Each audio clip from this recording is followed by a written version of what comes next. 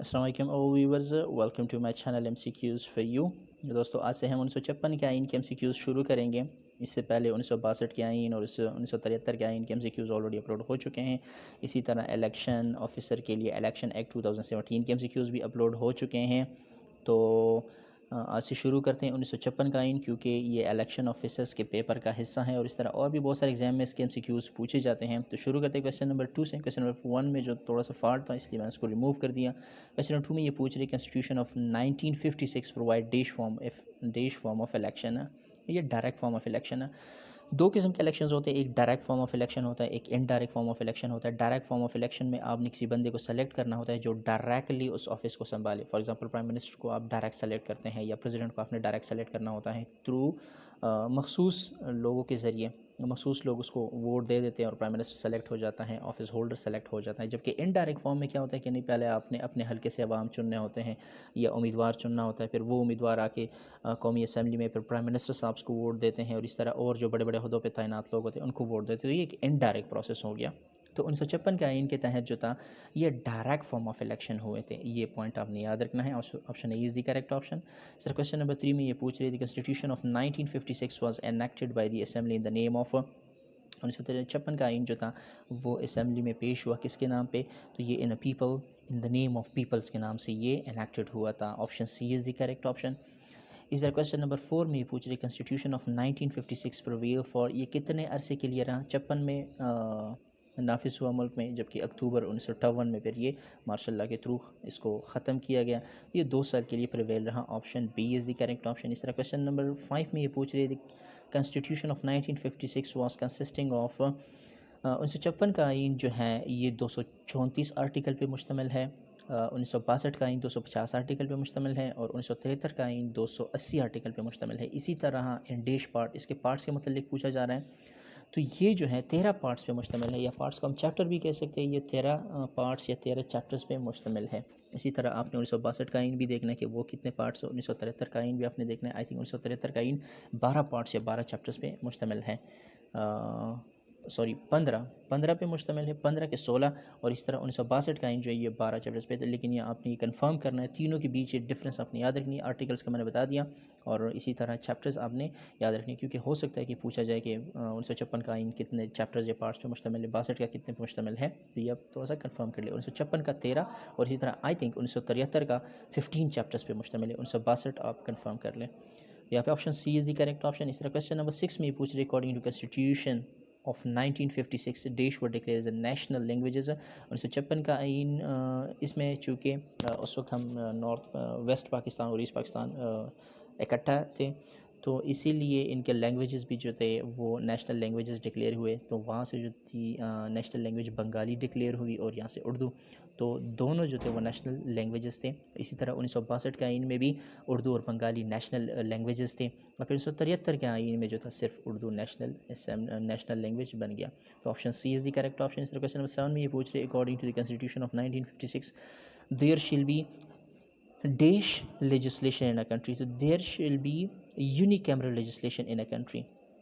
1956 के आइन में भी यूनिकैमरल लेजिस्लेशन होते हैं, लेजिस्लेचर है इन अ कंट्री। 1962 के आइन में भी यूनिकैमरल है, जबकि 1973 के आइन में बाई कैमरल है। ये इंपॉर्टेंट पॉइंट है, ये आपने याद रखना है।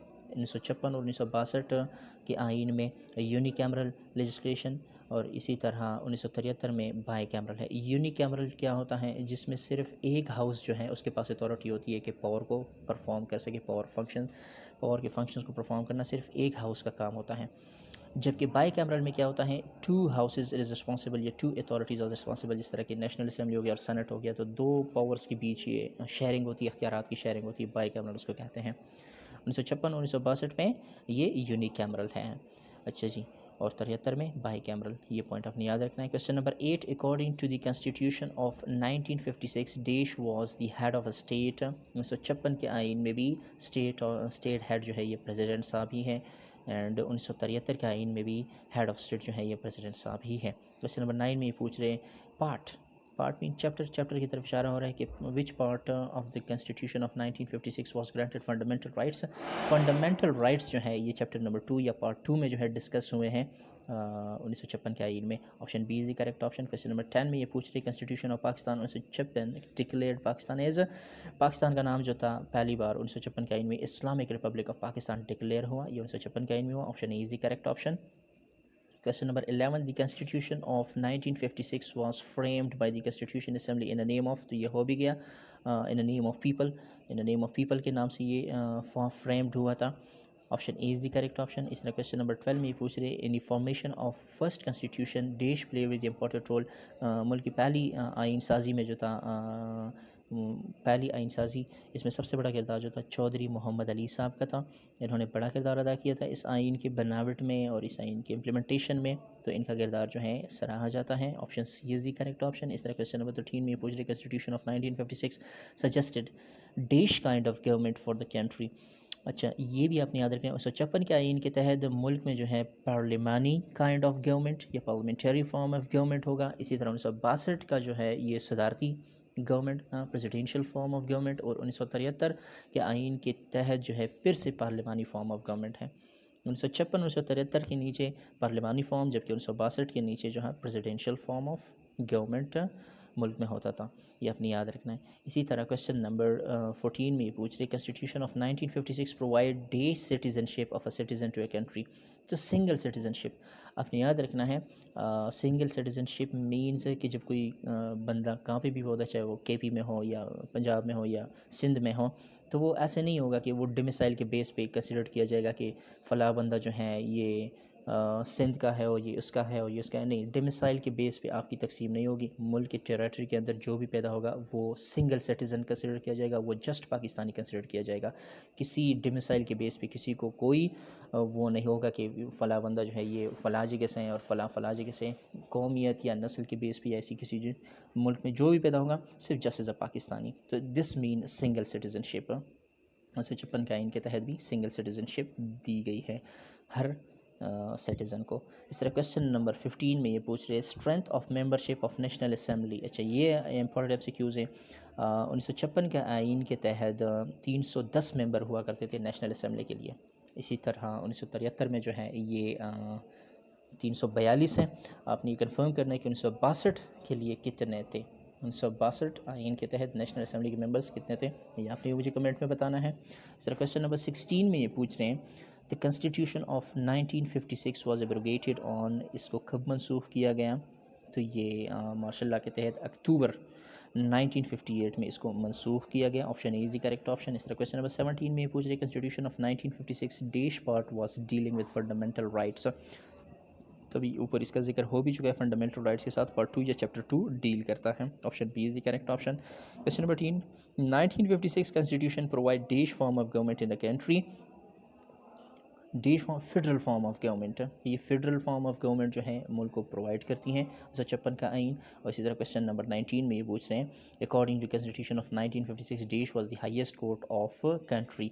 फेडरल कोर्ट जो है 1956 के आइन के तहत मुल्क का सबसे बड़ा कोर्ट है, जबकि 1973 के आइन के मुताबिक सुप्रीम कोर्ट सबसे हाईएस्ट कोर्ट है मुल्क का। तो ये दोनों इंपॉर्टेंट पॉइंट है, ये भी आपने याद रखने हैं। क्वेश्चन नंबर 20 में ये पूछ रहे हैं minimum age to become president was held. अच्छा, ये आपने तीनों आइन का ये भी आपने कंपेयर करना है। 1956 के आइन के तहत प्रेसिडेंट के लिए 40 साल का एज रिक्वायर्ड है, और 1962 के आइन के तहत I think not less than 35। Yes exactly. 1962 के आइन के तहत किसी भी प्रेसिडेंट के लिए 35 साल से कम उम्र की इजाज़त नहीं है, 35 साल से अबव होना चाहिए, 35 से कम ना हो। जबकि 1956 में 40 और 1973 का भी आपने याद रखना है, उसके लिए 1973 का आइन में एज जो शर्त है प्रेसिडेंट साहब के लिए वो 45 है। तो 45, 35 और 40 ये तीनों आपने याद रखने हैं। यहाँ पे option B is the correct option. Question number 21 में पूछ रहे according to constitution of 1956 there shall be. तो 1956 ये भी, अच्छा ये भी आपने तीनों का कंपेयर करना है। 1956 के आइन के तहत ये आई थिंक हो भी गया ऊपर, पार्लिमानी form of government in a country होगा। इसी तरह 1962 में जो है प्रेसिडेंशियल फॉर्म ऑफ गवर्नमेंट होगा, और 1973 में फिर से पार्लिमानी फॉर्म ऑफ गवर्नमेंट है। तो ये तीनों आपने याद रखनी है, आई थिंक ऊपर हो भी गया है। 21 में, option A is the correct option. Question number 22, definition of a state, state की डिफिनीशन जो है ये कौन सा आर्टिकल प्रोवाइड करते हैं? तो आर्टिकल 3। 1956 के आइन में स्टेट की डिफिनीशन आर्टिकल 3 के तहत आपको मिलेंगी और आप मुलाहिजा कीजिएगा। अच्छा जी, question number 23, constitution of 1956 was enforced on. अच्छा, ये भी तीनों का आपने कंपेयर करना याद रखना है। 1956 का आइन जो था ये 23 मार्च 1956 को मुल्क में नाफिज हुआ। 1962 का आइन जो था ये 8 जून 1962 को मुल्क में नाफिज हुआ। और 73 का आइन जो था वो 14 अगस्त 1973 को मुल्क में नाफिज हुआ।